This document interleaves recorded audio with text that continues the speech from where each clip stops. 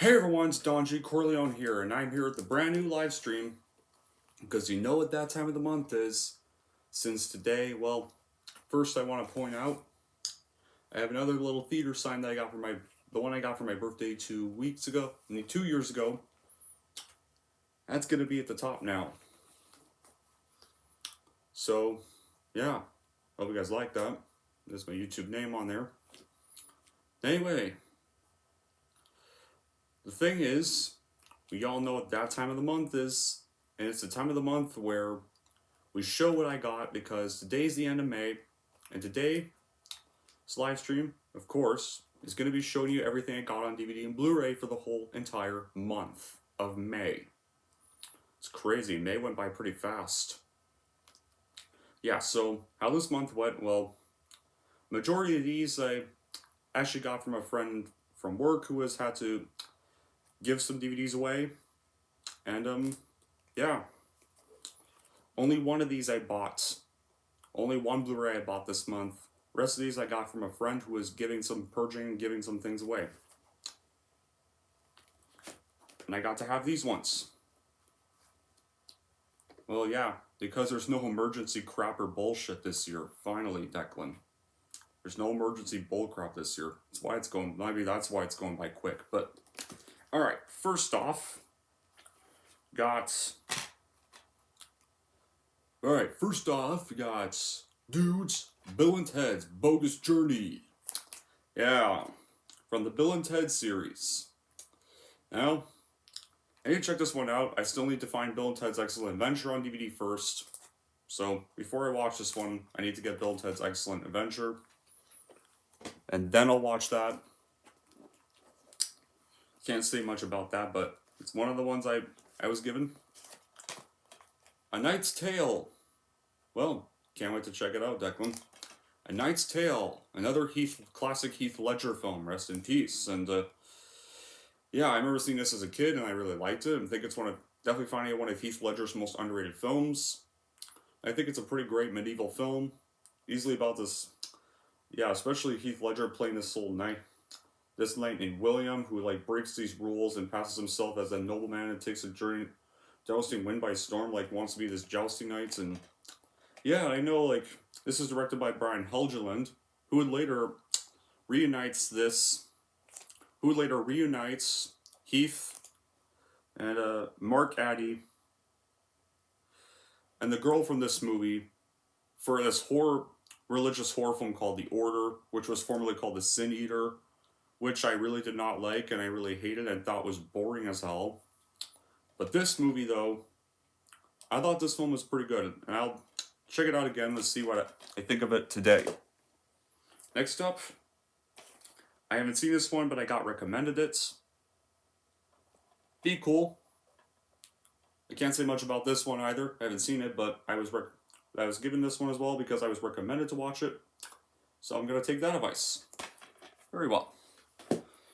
Alright, the next one I have seen, and this is a family classic, and it was done by late director Richard Donner, and easily Richard Donner's first family movie. I think you've already seen the side. The Goonies. Absolute classic. And who knew, like, these stars at the time would go on to do several big things, like you got Sean Astin here, Ki Kwan, Josh Brolin, Corey Feldman, Joey Pantoliano even as one of the bad guys or robbers, and just all these guys would later go on to do such big names with their careers. As well, like, well, Corey Feldman was kind of already famous around the 80s. He kind of disappeared ever since then, but Sean Astin went on to do Lord of the Rings. Samwise Gamgee. Josh Brolin, who plays Sean Astin's character's older brother, would go on to play Thanos in the MCU. And, of course, Cable in Deadpool 2. Joey Pantoliano, kind of already a big name at the time, but later went on to do some other big name films like Bad Boys and The Matrix after this. And Ki Kwan, well, famous for Temple of Doom, and this movie then kind of disappeared for a while. Then came back last year with Everything Everywhere All at Once. Got and won the Oscar for it, and even briefly reunited with Harrison Ford at the Oscar ceremony last year when Everything Everywhere won the Best Picture. And Corey Feldman, well, already famous for films like Gremlins and Friday the 13th Final Chapter, but yeah, This film is a classic, it's iconic, and definitely one of Richard Donner's best films. Sad he's gone now. And another film I got, The King's Speech. Before Tobe Hooper went on and directed that crappy movie Cats from 2019, yeah, that's horrifying masterpiece. This was also another iconic film of 2010. And I definitely also want to check these ones out. Most of these I have not seen. Most of these ones I was given I had not seen, but I'll check them out maybe this summer. Stardust. I don't remember much of this one at all. But I know it's directed by Matthew Vaughn, who directed what is personally my favorite X-Men film of all time, X-Men First Class. When it comes to the ensemble films anyways. To the X-Men ensemble films, that's my favorite. My favorites of the franchise in general are Logan and Deadpool. But yeah, I don't remember much about this one, but it'll be interesting. And Life is Beautiful. When was this one made? Okay. Oh, 1998. I was also told to check this one out. And of course, we got the first spin-off of the Mummy franchise, The Scorpion King. Yeah. Y'all remember that cringy design character from The Mummy Returns? Yeah. This is the spin-off starring his character before, but apparently he's in human form in this, and thankfully not in that crappy scorpion form from that movie. So at least that's refreshing to see, but I hope this is at least I hope this kind of is somewhat better for the character after that crappy design I saw him in The Mummy Returns, which I think Mummy Returns is an underrated sequel, definitely, and probably the last good Mummy film, but that character, the Scorpion King, was one of my bad qualities with it. And why I kind of like the first Mummy film better. And our final one I was given is, well, what I consider to be one of Jack Black's worst movies, Gulliver's Travels. Now, look guys, love Jack Black, and I still decided to keep this one anyway, because I do want to kind of make a rant on this film, because as you know guys, this is probably my least favorite film from Jack Black. Yeah, this pretty much, this film really disgraces A Wonderful Book. Is nothing like the book at all, and it's filled with so many great little piss and ass jokes in here. Like, yeah, remember the iconic scene where Gulliver pees all over the Armada? What a great scene that was. Or when one of the Lilliputians gets crushed by Gulliver's ass, an ass crack actually, and somehow this is marketed as a children's film. This barely feels like this film was barely even a children's film, and because of all those bloody innuendos. And there was one redeeming scene I liked about this movie, and that was like Gulliver's cover of War was actually pretty catchy at the end, so that part I did like. But this, yeah, this is probably the one film from Jack Black I don't like. And our next one, our final one, is a Blu-ray. First Blu-ray I've gotten like a while. And this one kind of took a while. This one came out, premiered onto streaming in October last year. And it took a while to come to Blu-ray, but it finally came to Blu-ray. And I knew this one was going to come to Blu-ray because a previous film in this series came to Blu-ray. Even though it premiered on streaming. That film is going to be for... This film is going to be, well, VHS 99. Now, you're wondering, why did you buy this film? I thought you didn't like it. Well, at first I didn't like it, but then I saw some parts of Rambo Rath's review for this movie when he got paid, requested to watch this, and sometimes when I see a Rambo Rath review, guys, for a movie I don't like, it makes me think, wait, maybe I need to recheck this movie out. Maybe I missed some things. So I may do that for Creed 3. I know he liked Creed 3, so I may try to give Creed 3 another chance and maybe see if I missed some things of it. But with this movie, We all know he's not a fan of the VHS franchise, and we can kind of see why with the first film. And I had finally rewatched this one last weekend, and I gotta say, this movie's a little better than when I last saw it. I don't. I think maybe I was going a little hard with the 5 out of 10. And I think it might now have to be controversially my third favorite film of the franchise behind 94 and VHS 2. You wanna know why, guys? Because for one, this movie finally ditches the stupid wraparounds. And I like that they do these little toy soldiers as the little cut-ins between each segment. It's pretty unique, and I think it gives it kind of a bit of a creep show-like feel at times. So, I like they ditched the wraparounds and just did some toy soldiers here. However, this problem still, the thing about these movies though, their characters are annoying in all these movies. All their segments, the characters are still kind of annoying.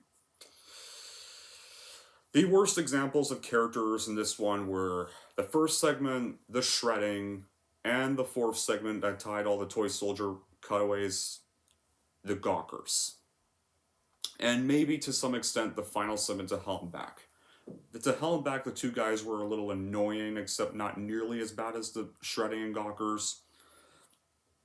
The characters that were the most tolerable were the protagonist in Suicide Bid and Ozzy's, and the characters in Ozzy's Dungeon.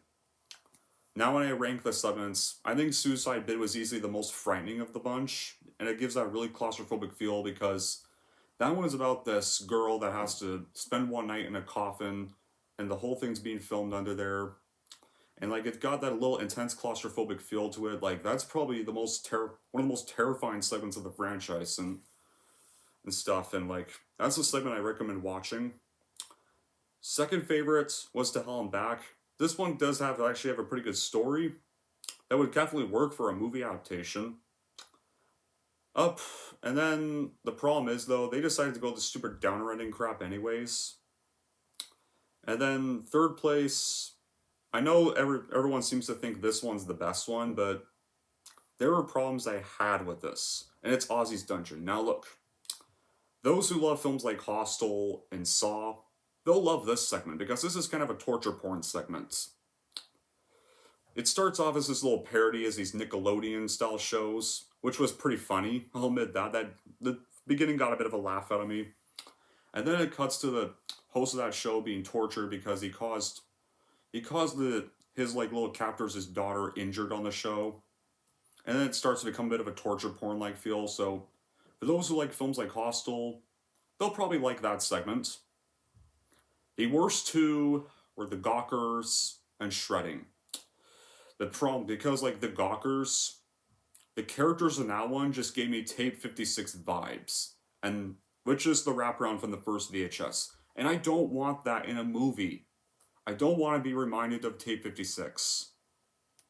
Except this time, the creeps are basically teenagers who basically want to put up this little spy cam on their attractive neighbor's computer so they can basically spy on her changing, just be gross. Like, these characters I just wanted to die the minute they get introduced because they're really annoying.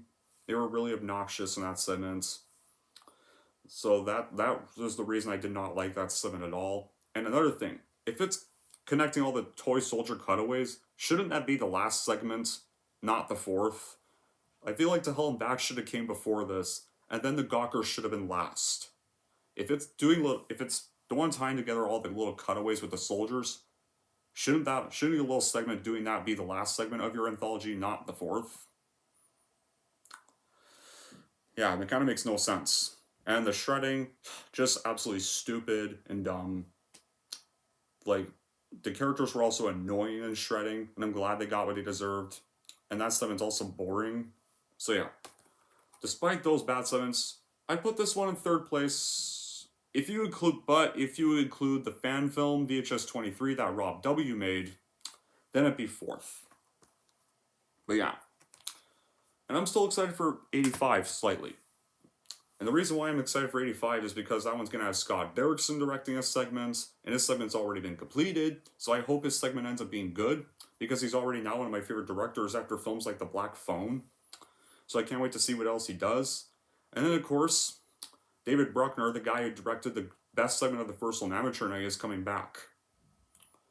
So I hope he can, if that film's going to have a wraparound, and if he's the one doing the wraparound, I hope this wraparound can finally be good, because the VHS films have bad wraparounds so far. The most tolerable wraparound was in VHS 2, but the rest of the wraparounds have sucked. Especially the wraparound of the first film. Probably the worst. That one's probably the worst of the wraparounds. But yeah, VHS 85. Hopefully at least Scott Derrickson's something can be enjoyable. And then when that movie comes out, you know how I said that video of how I make VHS a better movie? Well, once 85 comes out and I watch that, then I'll make a follow-up to that video or what if I made a better follow-up or prequel to my version? In a way. And then re-rank the films again, and do an actual and then maybe even do a live stream ranking of all the segments. And that will include VHS 23 segments. But enough about that.